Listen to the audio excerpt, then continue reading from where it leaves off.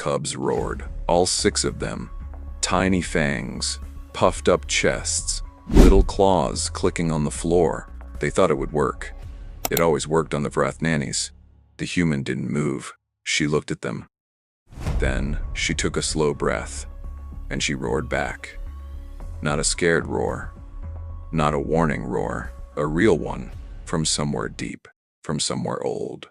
The cubs froze, their ears flattened, their tails went between their legs, and somewhere down the hallway their parents, 2 decorated Vreath commanders who had survived 3 galactic wars, quietly pressed their backs against the wall and did not move. Her name was Mara Chen, 26 years old, from a place called Chengdu on a planet called Earth.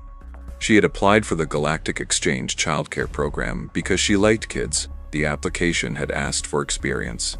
She had listed babysitting, summer camp counselor, older sister to 4 brothers. The Vrath cultural liaison who reviewed her file had flagged one concern: human, soft species, recommend pairing with gentle cubs only. Commander Vraxis had laughed when he read it. Gentle cubs, he said to his mate, Sura, as if our children know what gentle means. They had gone through 11 nannies in 2 years. 4 Keth, 3 Perlani, 2 Dendril, 1 Shivari who quit after the first hour and left without saying goodbye.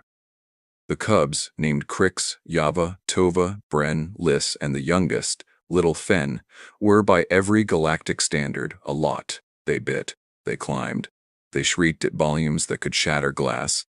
They knocked over furniture. They staged ambushes. They once disassembled a security drone and hid the pieces in the air vents. Vraxis and Sarah were proud. Terrified but proud. Mara arrived on a Thursday. She had a backpack, a thermos of coffee, and a look on her face that Sarah would later describe as dangerously calm. "You understand the situation?" Vraxis asked at the door. 6 cubs, aged 2 to 9. High energy. Extremely high energy. Got it. The last nanny, I read the file. Vraxis paused. She screamed. Okay. For 45 minutes. Was she hurt? No. She was just scared. Mara nodded slowly. And the cubs? They were delighted. Mara looked past him down the hallway. She could already hear them. Thumping. Snarling. Something that sounded like a war cry in miniature. She picked up her bag. I'll be fine, she said. Vraxis and Sarah exchanged a look. They had heard that before. The first 10 minutes were a standard ambush. Crix, the oldest, dropped from the ceiling. Mara sidestepped without looking up. Yava and Tova charged from both sides. Mara crouched, let them crash into each other and stood back up. Bren threw a toy. Mara caught it. Liss tried to bite her ankle. Mara gently and firmly removed the small mouth from her boot. Nice try, she said. Liss blinked up at her with huge yellow eyes. How? Liss whispered. 4 brothers, Mara said. All younger than me. All terrible. She looked around at all 6 cubs. They were staring at her now. This was new. Usually the new nanny was already running. So, Mara said, dropping her bag and sitting cross-legged on the floor. Who wants to tell me the rules? Silence. Every group of kids has rules, Mara continued. What's yours? Crix slowly crept forward. He was 9, nearly to her shoulder, and he had the calculating eyes of someone who had broken many things on purpose. We don't have rules, he said. Everyone has rules. You just might not know them yet. She tilted her head. Here's mine. 1. I don't hurt you. 2. You don't actually hurt each other. 3. We can be loud, but not cruel. She paused. Sound fair? Another silence. Then little Fen, the youngest, toddled forward. What's cruel? Fen asked. Hurting someone who can't fight back, Mara said, or hurting someone just to watch them cry. Fen considered this with tremendous seriousness. We made Liss cry once, Fen said. On purpose? Maybe. Did it feel good? Fen's ears drooped. No. That's why it's a rule, Mara said. She pulled open her backpack. Now. Who wants to learn how to make something explode? 6 pairs of eyes went wide. It was baking soda and vinegar. Mara had brought supplies. By the time Vraxis checked the security feed an hour later, All 6 cubs were sitting in a loose circle around Mara, dusted with white powder, watching her demonstrate a reaction in a plastic bottle with the focused intensity of military recruits. "It's a chemical reaction," Mara was saying. "The acid meets the base and releases carbon dioxide gas. The gas has nowhere to go, so it pushes out." "Why?" Bren demanded. "Because gases expand. They want space." "Like us," Yava said. "Yes," Mara said. "Exactly like you." Raxus stared at the screen. He called Sarah over. They watched together. "She's teaching them," Sarah said slowly. "I see that. Crix isn't biting anyone." "I see that too. He's taking notes." Raxus had no response to this. By dinner, Mara had also taught them how to make a balloon rocket, explained the concept of tectonic plates using fruit, and read 3 chapters of a story she had brought. A human fairy tale about a girl who outsmarted a giant. The cubs were riveted. "Why didn't she just kill the giant?" Crix asked. "She was smaller than him," Mara said. "Killing him directly wasn't an option. So she used her brain." "Yes." Crix was quiet for a moment. "That's actually more impressive," he said finally. Mara smiled. "Most humans think so." Dinner was challenging. The cubs were not accustomed to sitting at a table. Tova knocked over her bowl. Bren threw his across the room on purpose, just to see what would happen. Mara didn't yell. She just looked at him. "Pick it up," she said quietly. Bren stared at her. "Pick it up," she said again. Same tone. No louder. Something in her voice made the hair on the back of his neck stand up. He picked it up. He wasn't sure why. He didn't like that he wasn't sure why. Raxus and Sarah returned home at 9th hour. The house was quiet. Suspiciously, concerningly quiet. They found all 6 cubs asleep in a pile on the living room floor. Fen tucked against Crix's side. All of them wrapped in a large blanket. Mara was sitting at the kitchen table drinking coffee, making notes in a small notebook. "They're sleeping," Sarah said. She sounded like she might cry. "Yes." "All of them." "Yes." "Together." "Fen was scared of the dark," Mara said. "So they all stayed together." Crix suggested it, actually. Sarah looked at her mate. Raxus had the expression of a soldier who had just seen something that rearranged his understanding of the battlefield.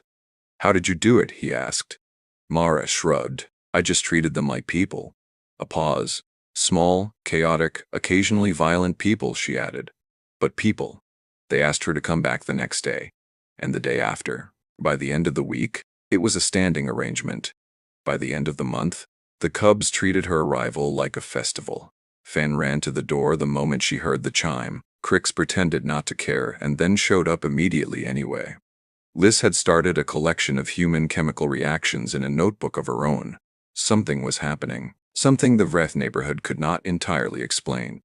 Word spread the way word always spreads in small communities. Commander Draka, from the house 3 units down, asked Sarah where she had found the human. "Exchange program," Sarah said. "She's good with the cubs. She's..." Sarah paused. "Remarkable." Drake's eyes narrowed in the way of someone filing information away for later. Drake had twins. Vreth twins. Double the chaos at twice the intensity. 4 previous nannies. One who had filed an official incident report with the Galactic Exchange Office. "Do you have her contact information?" Draka asked. The request came through the official program.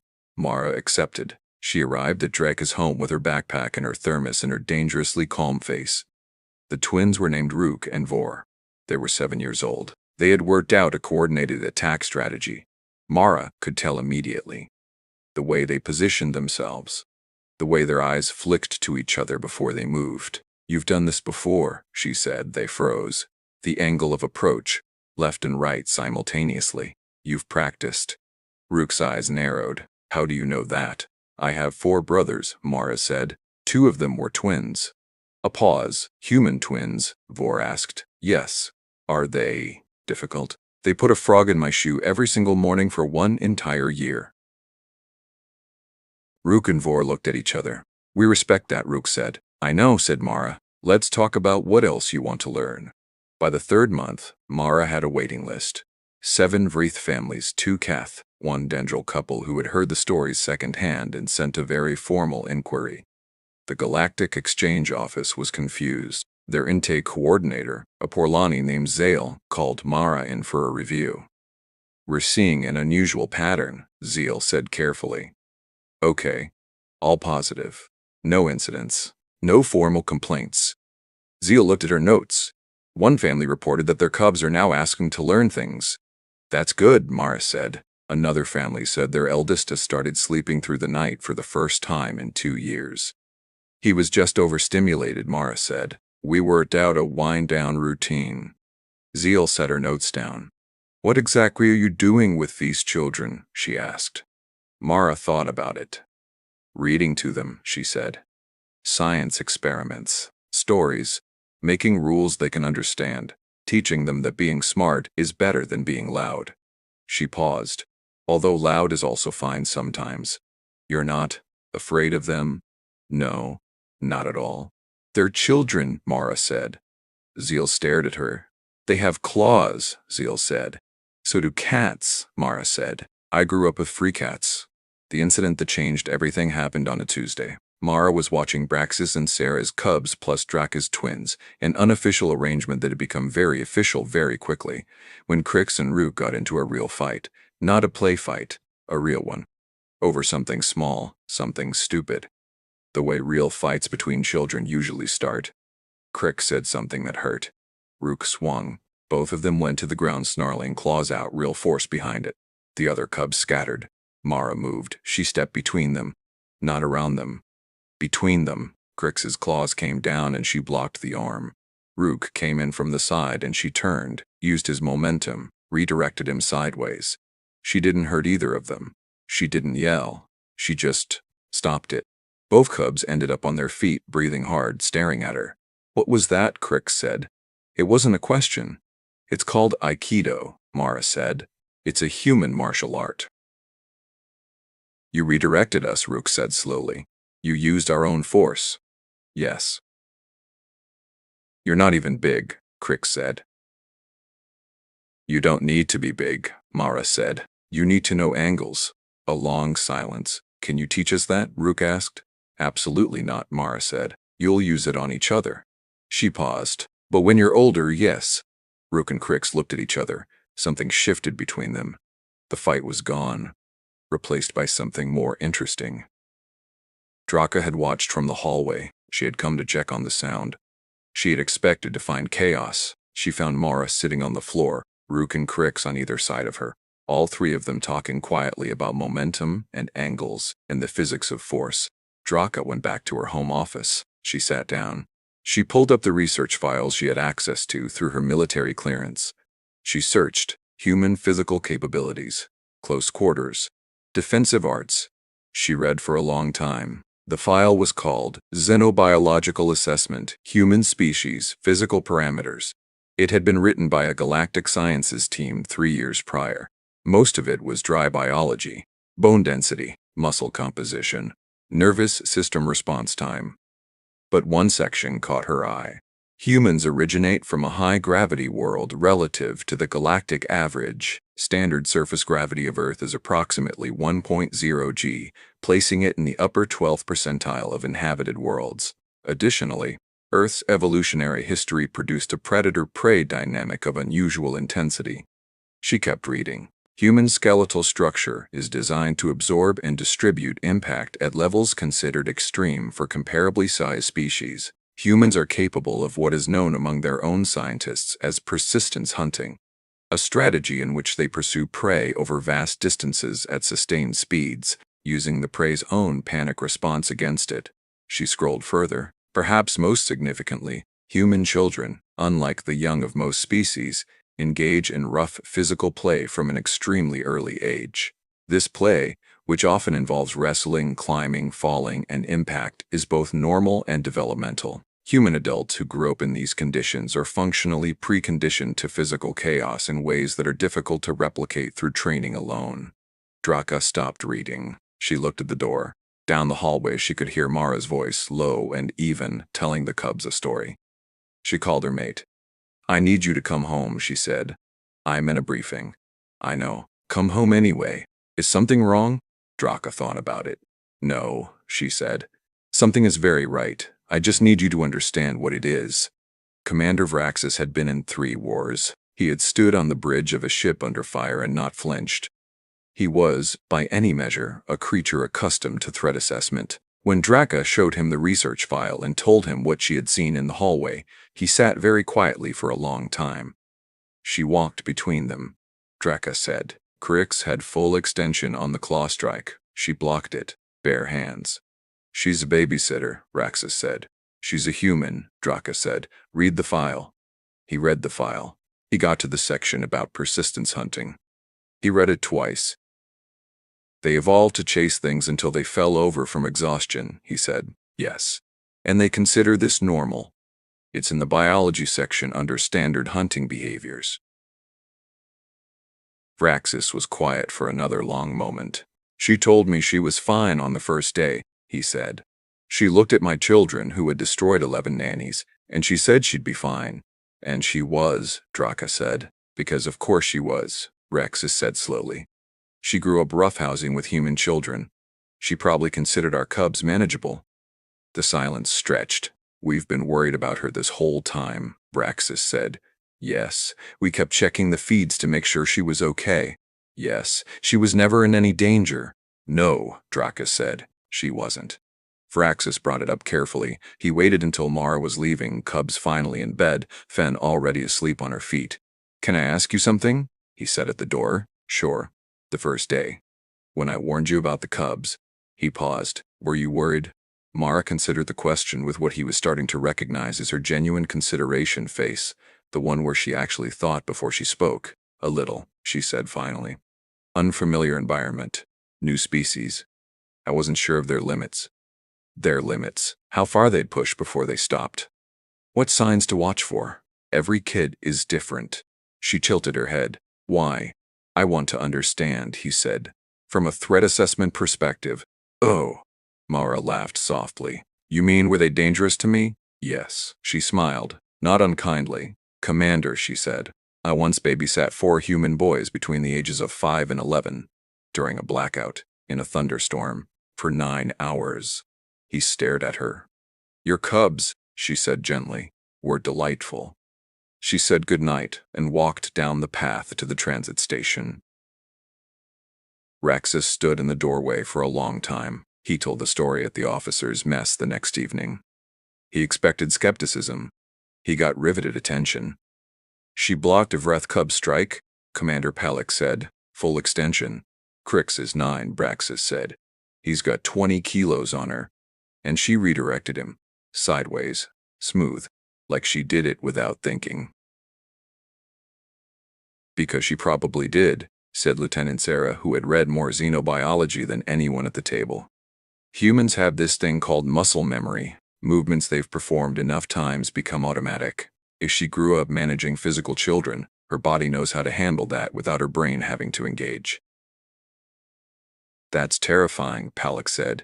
That's Tuesday for her, Raxus said. The waiting list kept growing. Mara negotiated a formal contract with the exchange office, better hours, rate increase, expanded territory. Zeal, the coordinator, had by this point completely revised her initial assessment. I want to include you in our training materials, Zeal said. For what? For human caregivers. What you're doing, we want to document it. Teach others. Mara blinked. I'm just babysitting. You're the only exchange participant in the program's history with 0 incident reports and a waiting list of 42 families. A pause. 42, as of this morning. Mara sat back. I'm going to need help, she said. We thought you might say that, Zeal said. We've reached out to the Earth Exchange Office. They're sending 6 more. The 6 arrived 2 weeks later, all humans. Different backgrounds, different cities, different ages. They had one thing in common. They'd all grown up around chaos and come out the other side.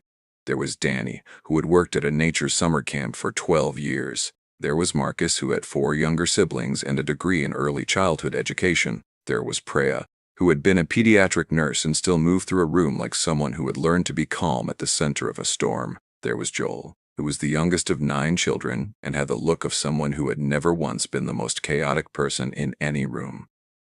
There was Finn, who coached youth wrestling. And there was a woman named Dr. Amara Osei, who had a PhD in developmental psychology and looked at the Vreth cubs with the quiet fascination of someone cataloging something wonderful. Mara brought them all together before their first assignments. "A few things," she said. "They'll try to scare you. It's not aggression, it's testing. They want to know if you're safe." "And how do we show them we're safe?" Marcus asked. "Don't run, don't scream, don't get rattled." She paused. "And then give them something more interesting to do than trying to scare you." "What if they actually get aggressive?" Danny asked. "You redirect. You don't match aggression with aggression. You don't back down either. You stay even." She looked around at all of them. "You've all been around difficult kids. This is that.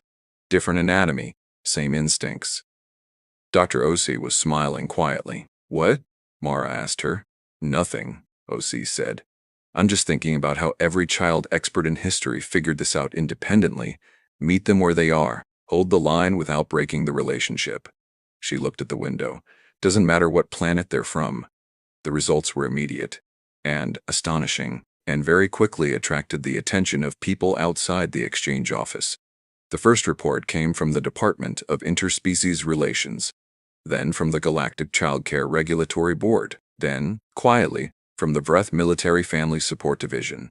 Because it turned out the problem wasn't unique to 7 families in one settlement. It was everywhere. Vreth cubs, raised by warriors, descendants of apex predators, inheritors of a culture that valued ferocity above almost everything, were hard to raise in peacetime. Their parents were trained for war, not school mornings. Their previous nannies were from species that evolved in lower gravity, lower conflict environments. The match had never been right. Until now, Commander Palak requested a formal briefing. Mara sat across from 4 Vreth senior officers in a room that was designed to be intimidating. Stone walls, high ceilings, flags of campaigns. She drank her coffee and waited. "Tell us what you're doing," Palak said. "Child care," Mara said. "Specifically." She talked for 40 minutes. About attention and energy. About why rough play is developmental, not destructive. About how children need structure delivered without fear. About the research she'd read on interspecies developmental psychology, most of which Ose had given her. About how the Vreth cubs weren't broken. They were just understimulated and overpowerful, and they had never had anyone in their lives who didn't flinch. "And you don't flinch," Palak said. "No? Why not?" She thought about it carefully. "On Earth," she said, "for most of human history we were prey. We were also predators. We learned very early that flinching at the wrong moment could kill you." She paused. "But also, we're a species that runs toward screaming children. It's a reflex. Most humans will run toward danger if there's a child in it." She shrugged. "I think that's just in us." The room was quiet. One of the officers in the back, a general whose name Mara didn't know, leaned forward. "You run toward screaming children," he said slowly. "Yes, sir." "As a reflex?" "Yes, sir."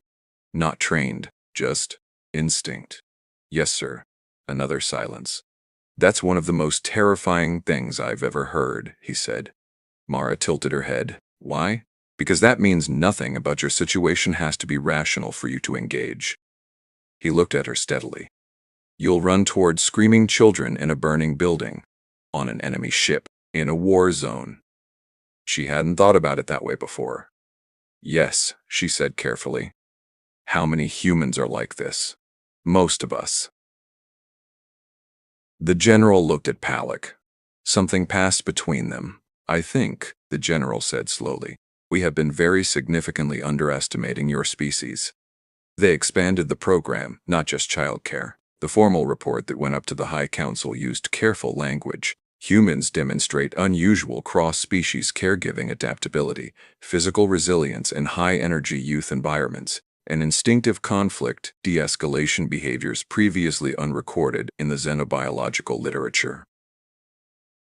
What it meant, in practice, humans were uniquely good at managing beings that other species found terrifying. They did it not through strength, not through dominance, through steadiness, through patience, through the strange deep calm of a species that had spent 1,000,000 years deciding that running away was not always the answer. Back in the Rax's household, on a perfectly ordinary evening, Mara was reading the last chapter of a human story to the cubs.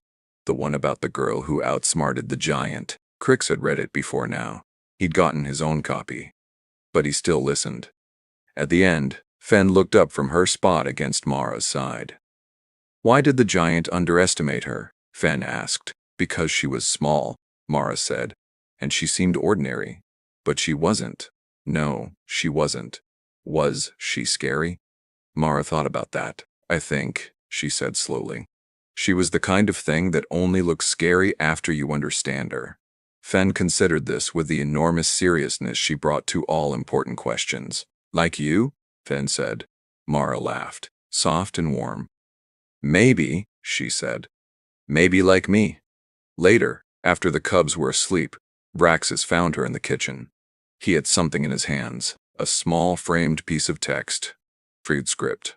This is a house blessing, he said. We give it to people who protect our family. He held it out. She looked at it. Then at him. I was just babysitting, she said. No, he said. You were the first person who was not afraid of my children. He paused, who looked at them and saw people, not threats. He paused again, longer this time. My cubs are better because of you. They are kinder, braver in different ways. His voice was even, measured, the voice of a commander who chose words like weapons. You did not do this with force. You did it with steadiness, and I have been in enough battles to know which one is harder. She took the blessing. She held it in both hands. Thank you, she said quietly. No, said Braxis. He looked at her the way he looked at soldiers he respected. Thank you. The final report from the High Council's Special Committee on Interspecies Relations contained one line that would be quoted in academic papers for the next 100 years. Humanity is not a weak species. It is a species whose strength operates on a frequency we were not previously calibrated to detect. Somewhere on Earth, nobody noticed. There were children to feed, school runs to make, scraped knees to manage, stories to read at bedtime. The ordinary, relentless work of raising the next generation, the thing humans had been doing, stubbornly, fiercely, steadily, for a very long time. Across the galaxy, in the household of Commander Vraxis of the Wrath, 6 cubs slept in a pile, safe, tired, curious about tomorrow, because their babysitter had taught them that curiosity was better than fear, and they had believed her.